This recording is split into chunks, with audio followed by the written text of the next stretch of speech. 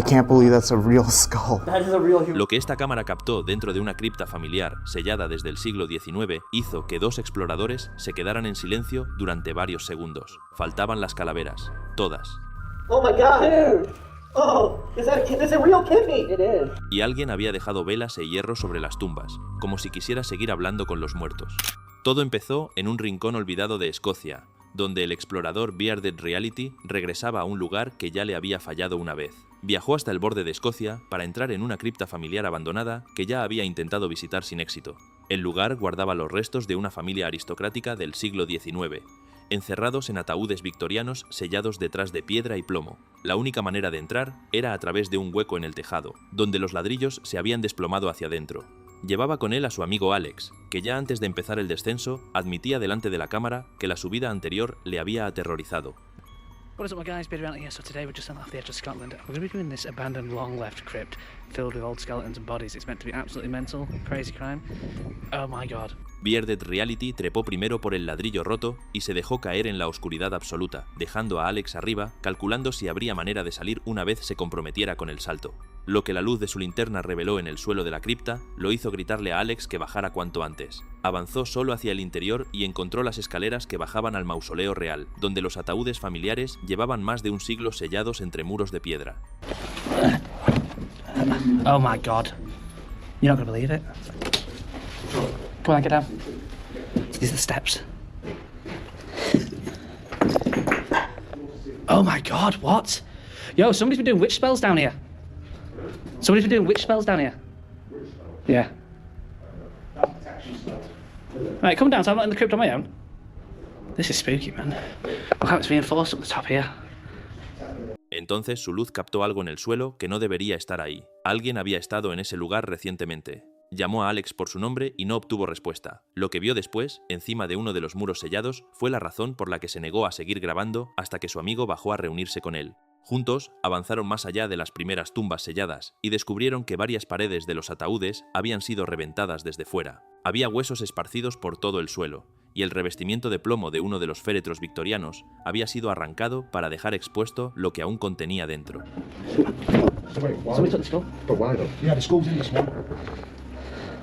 See that, guys? You can see the lips, the nose. My god, nah. You can see the lips, you can see it? Oh my god, yeah. And all the hair around there. Let's see. That's a woman, that is.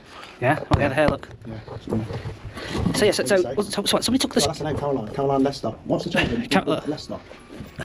Entonces Alex se fijó en un objeto colocado encima de una de las tumbas rotas y en el momento en que ambos identificaron qué era, se quedaron en silencio. Una tabla de Ouija. Bearded Reality leyó la inscripción de una de las tumbas todavía selladas e identificó a la mujer enterrada dentro como Louisa Campbell, Lady Johnston, esposa de Sir Alexander Johnston, sepultada en mayo de 1800 y pico. Sobre su tumba había una vela y un objeto de hierro colocados con cuidado, y lo que dijo sobre el motivo por el que alguien dejaría justo esos objetos, ahí fue la razón por la que dejó de tocar nada más. Se subió al borde de uno de los ataúdes reventados para mirar dentro, y lo que vio en el interior del forro de plomo le hizo pedirle a Alex que lo empujara más arriba para confirmar que faltaba. La calavera había desaparecido.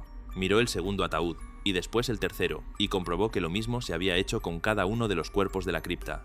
Encontró las placas con los nombres de Caroline Lester y de la familia Johnston, enterrados bajo plomo grueso y piedra sellada durante más de 100 años. Entonces giró su linterna hacia el rincón más alejado de la cámara y vio lo único que no pertenecía a ninguno de ellos. Una silla colocada de cara a las tumbas reventadas, como si alguien hubiera estado sentado ahí hacía poco. A muchos kilómetros de ahí, otra cripta escocesa, esta vez una torre en ruinas, escondía algo que un explorador descubriría casi por accidente.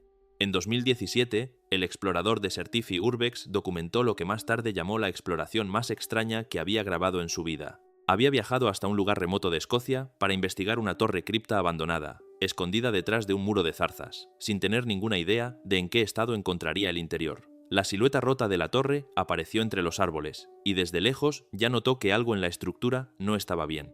La puerta principal estaba abierta cuando llegó, y el olor que lo recibió al entrar le dijo que alguien había estado moviéndose por ahí recientemente. Trozos de ataúdes rotos cubrían el suelo bajo sus botas, y lo que vio sobre las estanterías construidas en los muros fue algo que él mismo calificó de profano.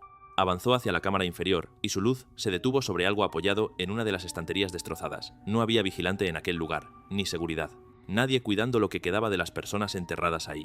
Lo que encontró a la vista de cualquiera fue la razón por la que dejó de narrar durante varios segundos. Huesos humanos, sin ningún cuidado, esperando a que alguien los encontrara. Decidió subir hasta los pisos superiores derrumbados, trepando por una escalera de caracol parcialmente sepultada bajo décadas de escombros. Al salir de la torre, se fijó en algo que se le había pasado a la entrada. La torre no estaba sola. Un pequeño cementerio rodeaba toda la estructura, oculto bajo la maleza.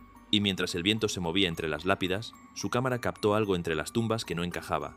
Varios agujeros recién excavados, colocados con una precisión demasiado limpia para ser obra de animales. Se acercó al primero y alumbró hacia el fondo, pero la profundidad y el ángulo le impidieron ver qué había dentro. El segundo agujero le dio la respuesta.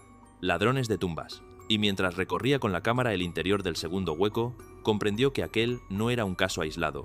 La pregunta que se hizo en voz alta mientras se alejaba del cementerio fue la que no pudo quitarse de la cabeza durante el resto del viaje.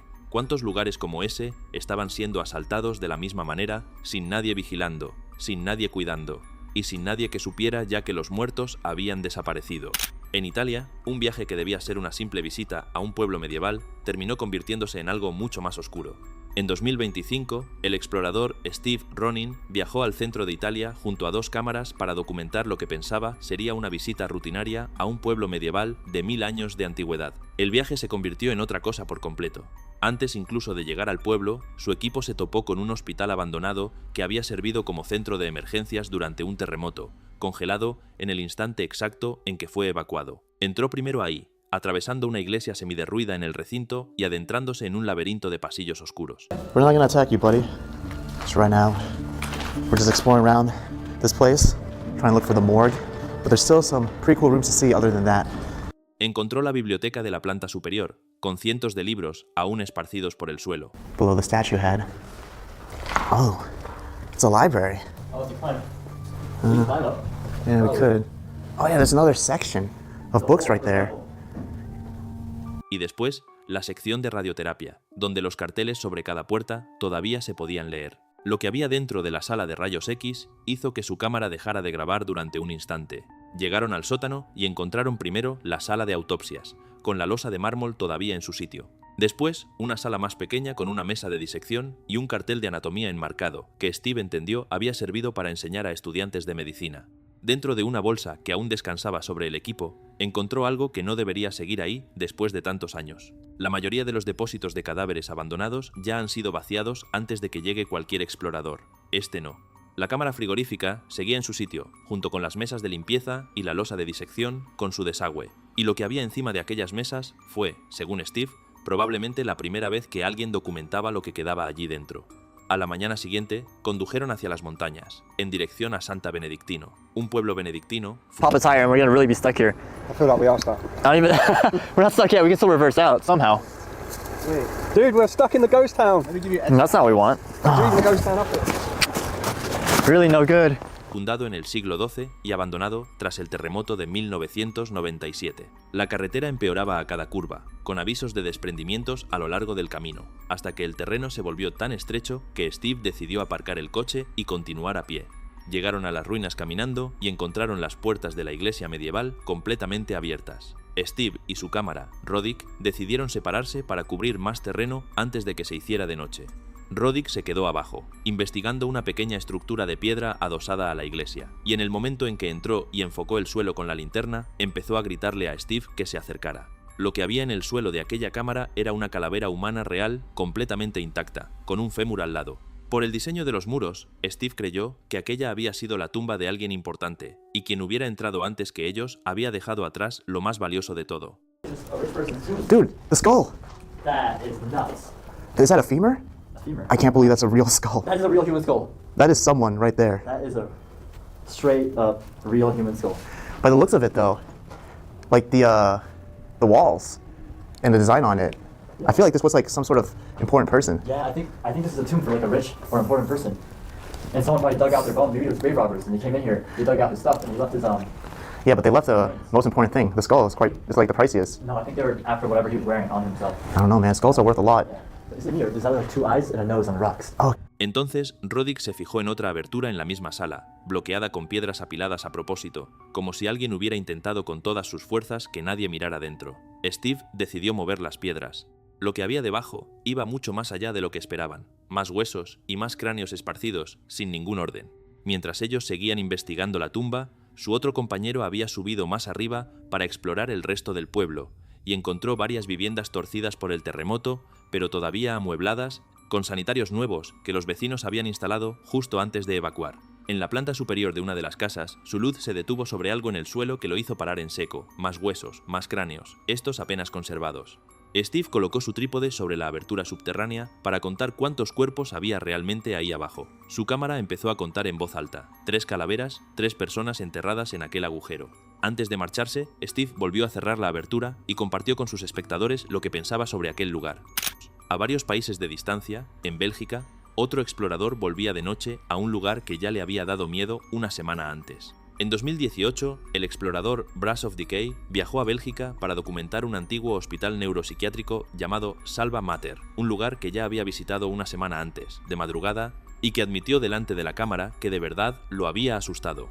El complejo había sido construido en 1850 por un duque, y tras su muerte en 1907, sin herederos, la propiedad pasó al gobierno y después a la Universidad de Lovaina, que lo convirtió en hospital psiquiátrico. Esta vez regresó de día con sus amigos para filmar la iglesia, el edificio administrativo principal y lo que había detrás de una puerta que había visto en su primera visita. Recorrió primero el ala administrativa y encontró una pequeña sala de preparación que las enfermeras usaban para mezclar medicamentos. Después subió a la planta de arriba, donde una sección del suelo se había venido completamente abajo, y algo que vio a través de una de las ventanas rotas lo hizo detenerse y llamar a sus espectadores.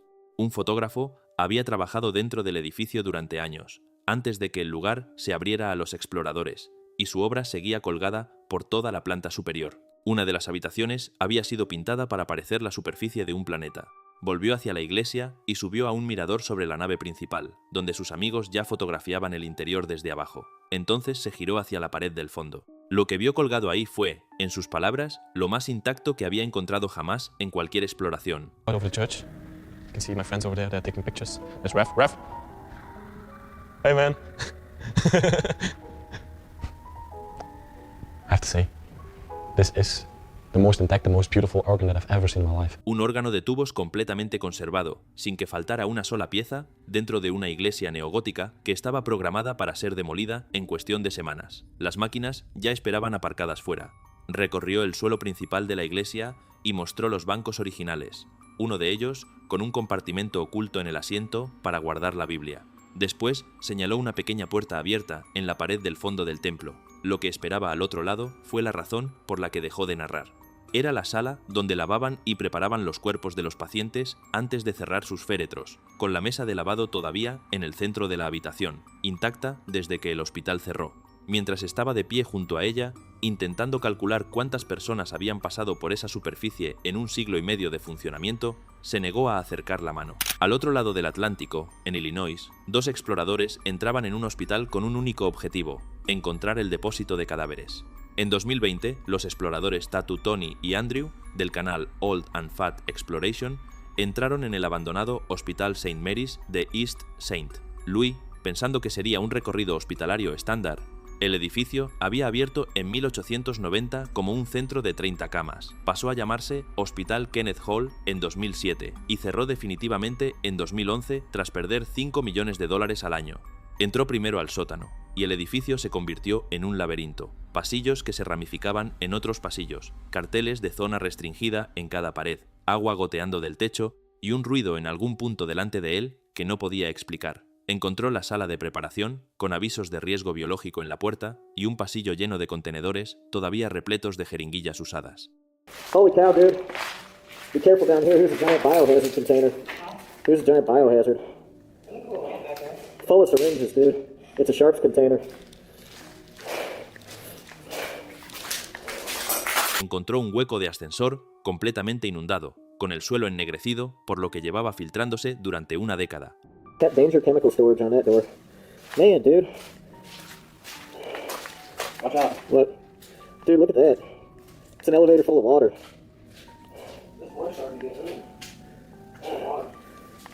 Pasó por encima de la zona anegada y llegó a la zona de radiología, donde las puertas con plomo y los paneles de aislamiento seguían sellados. En uno de los vestuarios encontró un cartel que los técnicos habían colgado en la pared, sin tocar desde el día en que cerró el hospital. Siguió avanzando por el sótano en busca del depósito. Encontró el laboratorio de hematología, la estación de análisis de orina y una pizarra con las palabras riñón, pulmón, bazo, cerebro e hígado todavía escritas. Entonces dobló una esquina y su luz se detuvo sobre un cartel montado en una puerta de acero pesado, el depósito de cadáveres. Las bandejas para los cuerpos seguían en su sitio. Tony se metió dentro del compartimento donde guardaban los cuerpos para grabar desde el interior y mientras estaba ahí, trató de calcular cuántas víctimas de la ciudad habían pasado por esa sala en 120 años de funcionamiento del hospital. Después encontró el despacho del forense del condado, el almacén de al lado y algo colocado en una estantería dentro de un cubo de transporte sellado. La etiqueta tenía un número de referencia. El cubo pesaba, y ninguno de los dos podía explicar qué llevaba dentro algo que había permanecido sin refrigeración en aquel sótano durante 10 años. Lo que había dentro de aquel cubo fue la razón por la que Tony pensó de verdad que iba a vomitar delante de la cámara, un riñón humano real en el suelo del sótano de un hospital abandonado desde 2010. Mientras Tony se apartaba del cubo, intentando mantenerlo en pie, su compañero apuntó la linterna más allá en el pasillo y se dio cuenta de que el primer cubo no estaba solo. Había más, tirados, volcados. Un segundo recipiente se había abierto y su contenido se había derramado sobre el agua estancada del suelo. Después, un tercero. Tony identificó el contenido del segundo cubo como un colon humano. El tercero no pudo identificarlo, y el agua estancada por la que habían estado caminando durante los últimos 40 minutos llevaba 10 años mezclándose con lo que se filtraba de aquellos cubos. De vuelta en Reino Unido, en un bosque del norte de Gales, otro explorador conseguía por fin entrar en un lugar que llevaba años intentando alcanzar. 7 edificios distintos, 7 países distintos y un mismo patrón repitiéndose una y otra vez. En algún momento, alguien dejó de cuidar a los muertos y nadie más llegó a ocupar su lugar. Lo que queda ahora son cuerpos sin nombre, calaveras que ya no están donde deberían, y la certeza incómoda de que en algún rincón del mundo, en este mismo instante, sigue habiendo alguien esperando a que vuelvan a por ellos.